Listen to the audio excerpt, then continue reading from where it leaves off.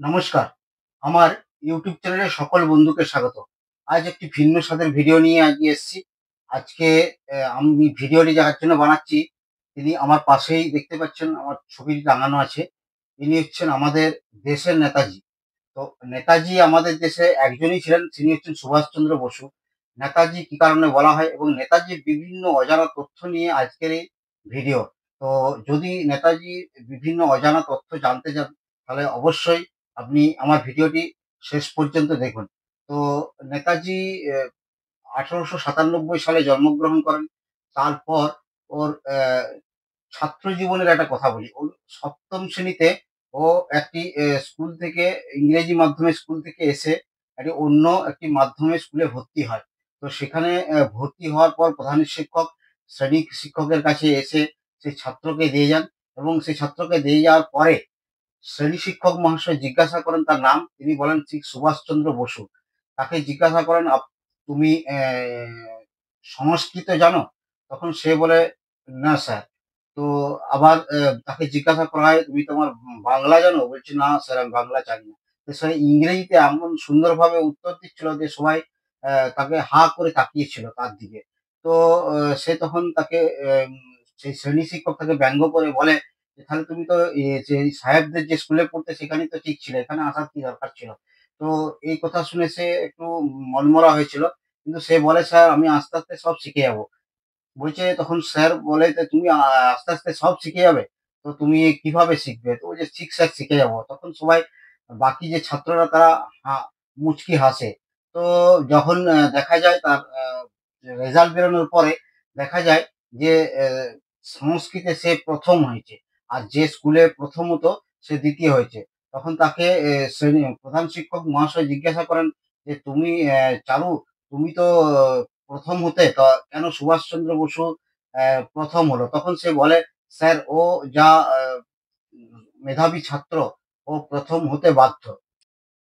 নেতাজির জীবনে ২ টি ঘটনা তার জীবনের মোড় ঘুরিয়ে দিয়েছিল। সে অত্যন্ত জেদি ছিল।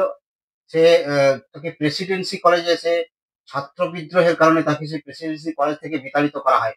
সেই কারণে সে অত্যন্ত জেদ মনের মধ্যে পুষে রেখেছিল।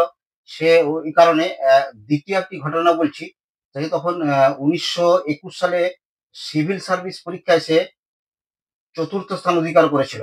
তো সেই ৪র্থ স্থান অধিকার করার কারণে সে সরকারি চাকুরিও পায়।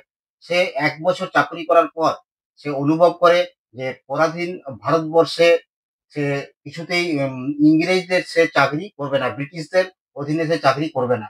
তাই সে সেই চাকরি ত্যাগ করে ভারতবর্ষে ফিরে আসে। কিন্তু সত্যি করে বলতে কি, সে সিভিল সার্ভিস পরীক্ষা পাস করার পর সুন্দর চাকরি করে সুন্দর তার সংসার জীবন পালন করতে পারতেন। কি সুন্দরভাবে স্বাচ্ছন্দ্যে জীবনযাপন করতে পারতেন। কিন্তু তিনি তা না করে তিনি ভারতবর্ষকে স্বাধীন করার জন্য যুদ্ধে নেমে পড়েন। তো এই ধরনের মানসিকতার মানুষ ছিলেন সুভাষচন্দ্র বসু। তো সুভাষচন্দ্র বসুর আরেকটি ঘটনা, যে ঘটনা সত্যি আমাদের সকলকেই নাড়া দেয়। তো যখন ১৯২৪ সালে যখন চিত্তরঞ্জন দাস কলকাতার মেয়র নির্বাচিত হন, তখন সুভাষচন্দ্র বসুকে বিশেষ একটি কাজের দায়িত্ব তিনি দেন। তো সেই কাজের দায়িত্ব হিসাবে তাকে প্রায় ৳৩,০০০ মতো তখনকার দিনে পারিশ্রমিক তার জন্য ধার্য করা হয়। কিন্তু সুভাষচন্দ্র বসু পরাধীন ভারতবর্ষে সেই পরিমাণ টাকা নিয়ে ওই কাজ করতে তিনি উম আ আগ্রহ প্রকাশ করেন না। তিনি বলেন যে, "আমি এই কাজ করতে পারব না।" তখন চিত্তরঞ্জন দাস তাকে অনেক বুঝিয়ে সুঝিয়ে তার অর্ধেক পারিশ্রমিকে সেই কাজে তাকে নিযুক্ত করতে সমর্থ হন। তো এই ধরনের মানসিকতার মানুষ ছিলেন সুভাষচন্দ্র বসু। সুভাষচন্দ্র বসু সঙ্গে আরেকটি টার্নিং পয়েন্ট, সুভাষচন্দ্র বসুকে যখন সভাপতির পদ থেকে তাকে সরিয়ে দেওয়া হয়, তখন তিনি মনের মধ্যে অসম্ভব জেদ ধরে রেখেছিলেন যে তিনি যেভাবেই হোক ভারতের স্বাধীনতা আনবেনই। তো বিভিন্ন কারণে কংগ্রেসের যে নেতাদের সাথে বা ভারতবর্ষে তখন স্বাধীনতা যে আন্দোলনে যারা প্রধান ভূমিকা গ্রহণ করছিলেন, তাদের সাথে তার মতবিরোধ লেগেই ছিল। কারণ তিনি বুঝেছিলেন যে অহিংসা আন্দোলনের মাধ্যমে ভারতের স্বাধীনতা কখনোই সম্ভব নয়। তাই তিনি সহিংস আন্দোলনের জন্য তখন চেষ্টা করছিলেন। তো তিনি ১৯৪১ সালে যখন ব্রিটিশরা জার্মান বা জাপানের কাছে প্রায় তাদের সেই কোণঠাসা অবস্থা, সেই অবস্থায় ব্রিটিশরা বুঝেছিল যে সুভাষচন্দ্র বসু যেভাবে হোক তাদের সাহায্য গ্রহণ করবে, ওই কারণে তাকে গৃহবন্দী করে রাখা হয়েছিল। কিন্তু সুভাষচন্দ্র বসু সেই তাদের ব্রিটিশদের চোখে ধুলো দিয়ে কাবুল হয়ে তিনি রাশিয়ার মস্কো হয়ে তিনি জার্মানে পৌঁছেছিলেন। সেখানে জার্মান থেকে তিনি জার্মানে সেখানে যিনি হিটলারের সাথে দেখা করেন। তিনি তাকে একটি সাবমেরিন দেন। সেই সাবমেরিনের সাহায্যে তিনি জাপানে পৌঁছান।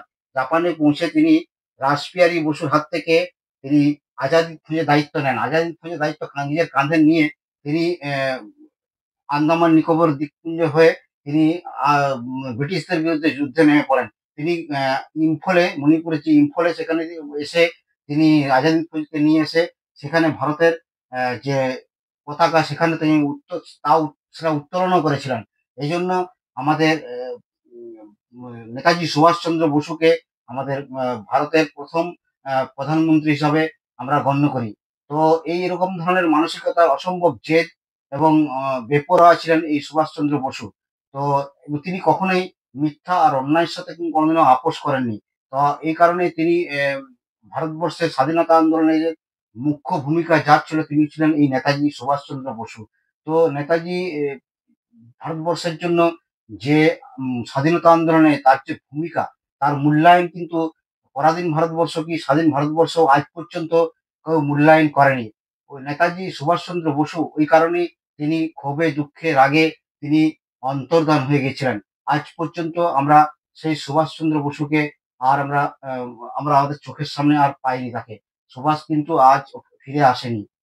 তো সুভাষচন্দ্র বসুকে নেতাজি বলা হয় সেটা বোঝা যায় তার যে চারিত্রিক গুণের জন্য।